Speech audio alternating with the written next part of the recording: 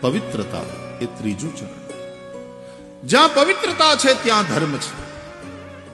મંદિરની અંદર જઈને માણસ દારૂ પીવે, મંદિરની અંદર જઈને બીડીયું પીવે.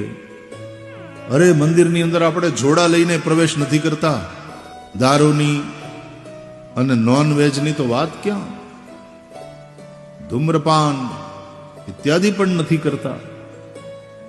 કેમ? પવિત્ર જગ્યા છે, એની પવિત્રતા જાળવવાની. મંદિરોમાં જઈએ એની પવિત્રતા, મંદિરોમાં જઈએ ત્યારે એની મર્યાદા. ગમે એવા વસ્ત્ર પહેરી ન જવાય મંદિરે સાહેબ.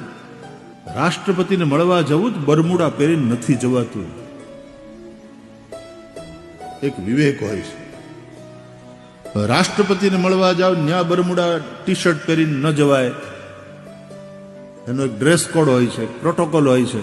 રાષ્ટ્રપતિને મળવા જવાનો એક પ્રોટોકોલ ને જગતપતિને મળવા જવાનો એક પ્રોટોકોલ તો હોય ને સાહેબ.